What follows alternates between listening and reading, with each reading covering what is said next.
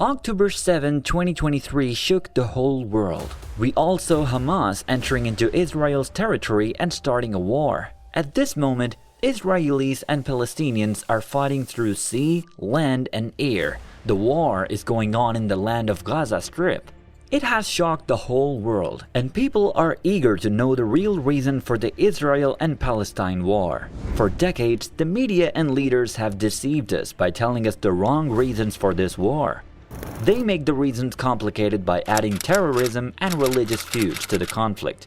They keep telling us that this war is going on because of religious differences. But the real reason for the war is different. It has nothing to do with religion or terrorism. In fact, it has its roots in colonialism. How? Well, to understand it, we have to go back to World War I. Early history. In the World War, the Ottoman Empire collapsed and came under British and French rule. Palestine was the part of Ottoman Empire at that time and came into Britain's control after World War I. British gave independence to a lot of states such as Jordan and Iraq, but Palestine remained under its control. British rule under the Balfour Declaration announced Palestine as the homeland of Jews in 1923. Jews were only 10% in Palestine at that time. But after this declaration, immigrants from around the world started coming to the homeland of Palestine. This immigration started a huge conflict whose effect we saw on October 7, 2023. The growing population of immigrants started making the lives of Palestinians difficult.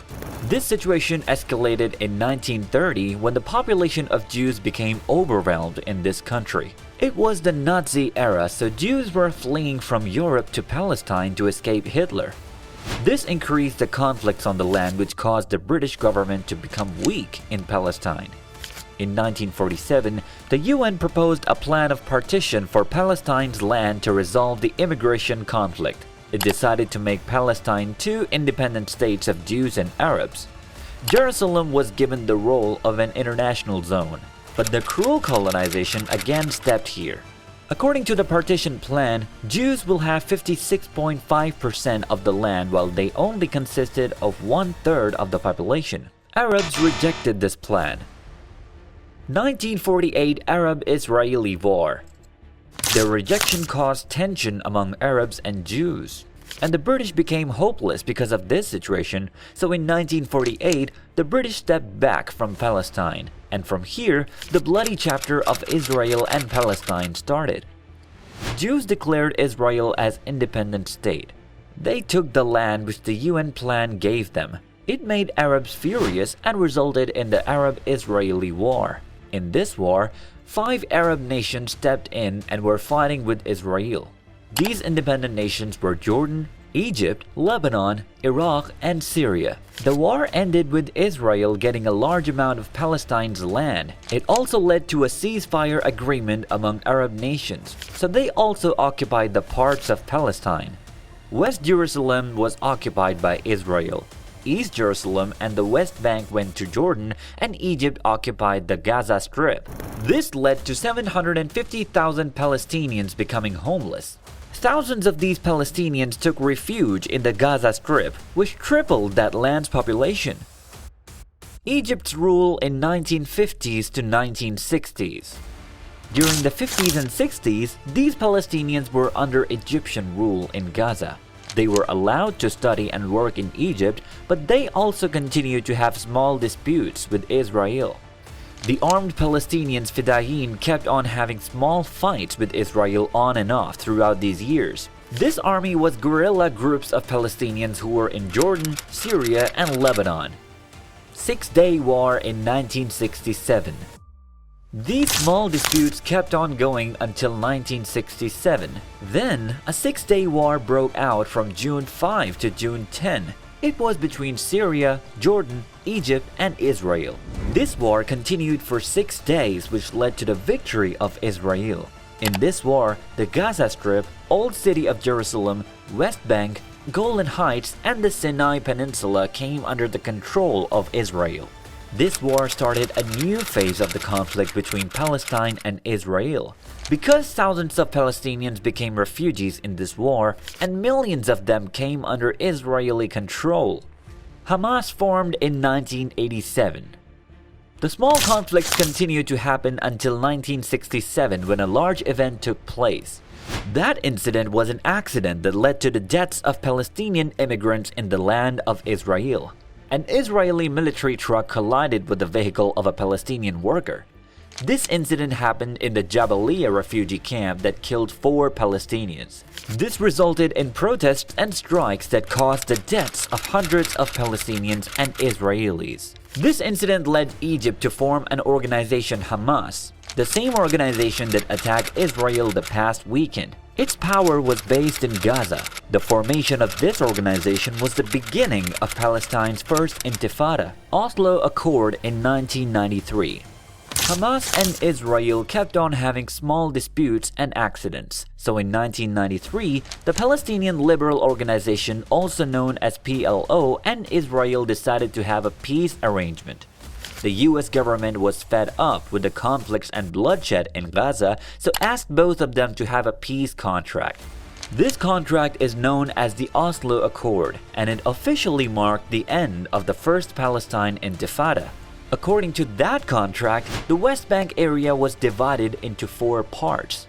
One part was given to Palestinians, the other part was given to Palestinians and Israel, the third part was to Israel, and the fourth one was declared as Israel annexed. The accord also wants Israel and Palestine to resolve their major conflicts such as immigration issues within 5 years, but both nations never act on it. Israel accused Palestinians as a security threat, and Palestinians were enraged with the growing number of buildings of Israel in their area. So this issue remained unsolved till this date. Second Intifada in 2000 to 2005. After the first Intifada, the second Intifada was a major happening in the history of Israel and Palestine. It is also known as Al-Aqsa Intifada. Why and how? Well, we all know that Al-Aqsa is the third holiest mosque for Muslims. Ariel Sharon, who became president of Israel in 2001, visited the Al-Aqsa Mosque in 2000. This caused a wave of fury among the Palestinian Arabs, so fights or suicide bombings started among these countries. Airstrikes and curfews on Palestinians became common in those bloodshed years. During these strikes, Gaza faced 2 major casualties in 2005. These were the international airport and Gaza's fishing industry. With these destroyed, there was no way for Palestinians to have a connection with the world. They became isolated, which took a major toll on their economy. So what did Palestinians do to support their economy at that time? They made tunnels to Egypt. The entrepreneurs and armed groups started this tunnel economy so that they could trade with Egypt and can support Gaza's economy. Hamas won in 2006. But this all crashed down in 2006. This year, Hamas won the parliamentary elections of Gaza, shocking the whole world. Because the whole world saw Hamas as a terrorist organization. So Israel and Egypt gave severe reactions to this news by imposing strict restrictions on Gaza. Israel restricted the movement of people and goods to go into Gaza, isolating its economy again. In 2014, Egypt also closed its border with Gaza and blew up the tunnels. This crashed down Gaza's economy. Israel also blew up its own electrical power plant, causing pitch darkness to cover Palestinians. In these severe conditions, Hamas remained ambitious to take revenge on Israel. In 2014, it launched the rockets on Israel. In response, they also did bombardment. This led to almost 21,000 Palestinian civilians to die.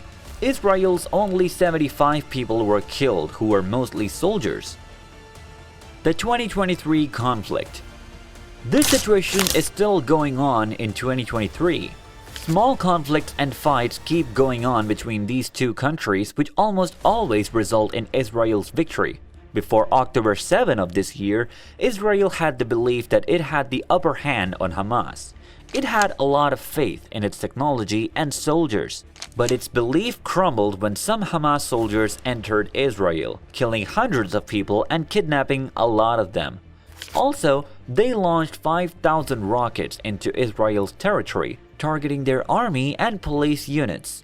This is the deadliest attack from Hamas in their history. In response, Israel has also taken the deadliest revenge in history. It has launched 200 target rockets overnight, which has caused mass destruction and deaths in Palestine. Almost 2,300 people have already died in this conflict, and this war has still not stopped. The airstrikes and target killing are going on for the whole week, and no one knows when it will end and what will be the results of it. We hope this conflict stops soon and no more bloodshed occurs in Palestine and Israel land. So this is the whole story of Israel and Palestine. We hope this has cleared your major confusion about the issues of these two countries. Do share your thoughts about this conflict in the comments section.